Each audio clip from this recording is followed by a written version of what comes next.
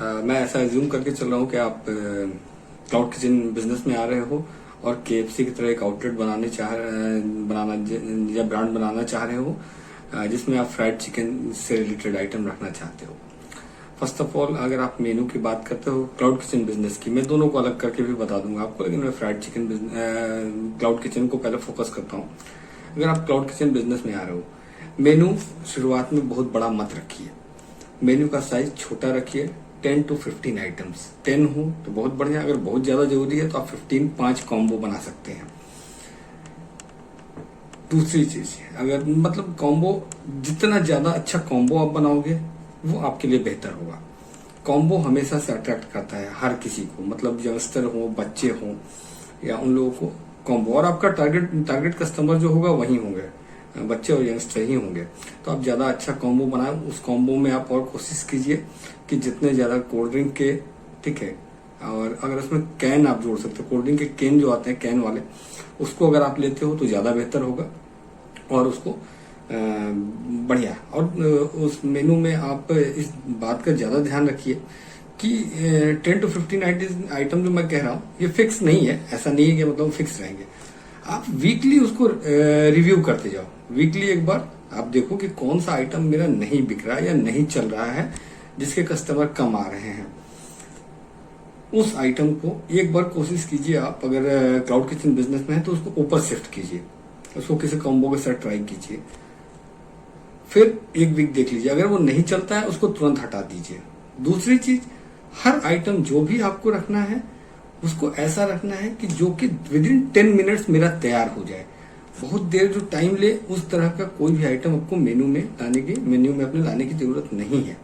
ठीक है, ये हो गया। अगर आप मतलब डाइनिंग की बात कर रहे हैं क्लाउड किचन के अलावा, अगर आपके पास वहां के भी कस्टमर आएंगे, ठीक है, तो उस केस के लिए भी आपको यही चाहिए कि आइटम का अगर बहुत ज्यादा हो, मेन्यू सिंगल पेज या डबल पेज, एक साइड में आपके सारे आइटम हो, उसके पीछे आप कॉम्बो बना के रख सकते हो। उसमें भी आप बहुत ज्यादा लेके मत चलना। मैं यही सजेस्ट करूंगा कि 20-30 आइटम से ज्यादा, अगर आप मतलब डाइनिंग की बात कर रहा हूँ, अगर आपका ब्रांड ऐसा है जिसमें आप डाइनिंग भी देने जा रहे हो, तो 20 to 30 आइटम ये सफिशियंट है। उससे ज्यादा आप ऊपर मत जाइएगा मेन्यू पे। और इसमें भी कॉम्बो पे ज्यादा फोकस करना है। कॉम्बो आइटम जितने ज्यादा होंगे, ठीक है, उस पर फोकस कीजिए। और अगर आप वेज आइटम ला रहे हैं इसमें किसी में भी, ठीक है, तो उसको ज्यादा अट्रैक्टिव बनाने का तरीका ये होता है कि वेज आइटम को हमेशा कहीं भी चिकन आइटम वाले कॉलम में मत डालिएगा।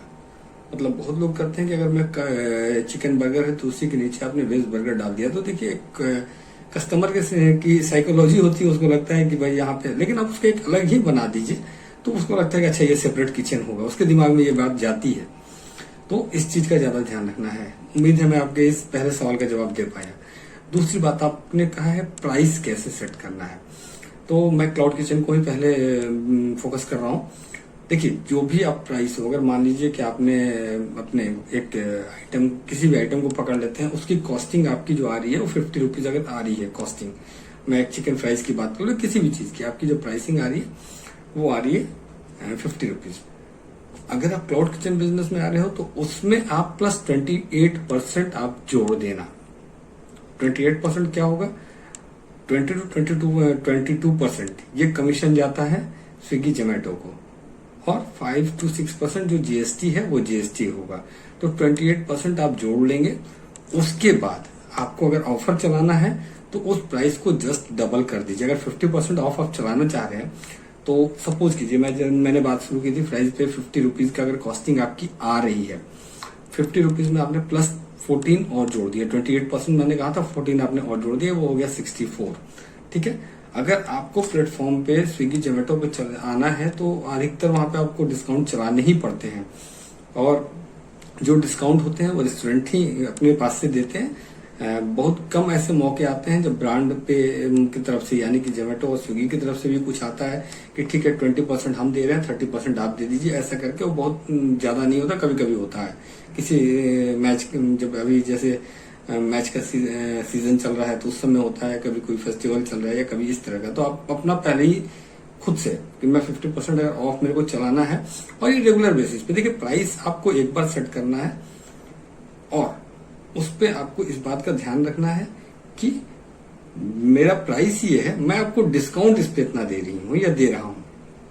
अब अगर हम लोग 50 रुपए से लेके चले थे कि एक प्राइस की मैं बात कर रहा था, उसमें पहले अगर आपकी कॉस्टिंग के बाद जो आपको प्रॉफिट जोड़ना है जोड़ लीजिए, ठीक है। सपोज कीजिए आपने उस पर 10 रुपीज का ही प्रॉफिट लिया या जो भी लिया, ठीक है, तो आपको कॉस्टिंग प्लस प्रॉफिट प्लस 28% लेके चलना है।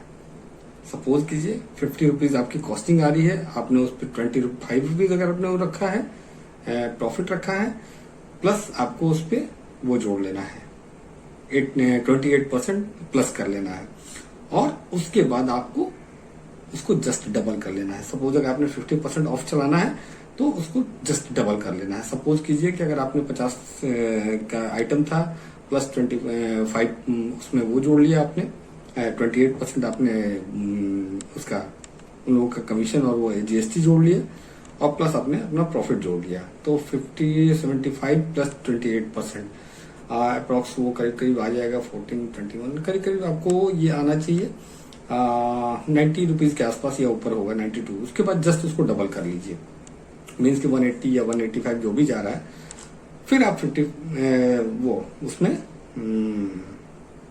डिस्काउंट जो है वो अप्लाई कर दिए 50%। मतलब कस्टमर को जो दिखेगा 50% डिस्काउंट के बाद जो आपका प्रॉफिट, मतलब प्रोडक्ट की कॉस्ट प्लस आपका प्रॉफिट और जो जीएसटी है उसके साथ उसको दिखेगा। और जब आप क्लाउड किचन में हैं तो जोमेटो और स्विगी दोनों आपको वहां पर पैकेजिंग का देती है, तो आप अपने प्रॉफिट में से चाहे तो थोड़ा सा कम करके पैकेजिंग में वो पैसे अलग से दिखा सकते हैं, या चाहे तो आप नहीं भी दिखा सकते, दोनों डिपेंड करता है कि अगर आपको लगता है कि नहीं मेरे पैकेजिंग का कॉस्ट मेरे को अलग से चाहिए, तो आप वहां पर ऑप्शन आता है, वहां पर पैकेजिंग का कॉस्ट अलग से दिखा सकते हैं। और अगर नहीं चाहते हो तो आप इसमें इंक्लूड कर सकते हो।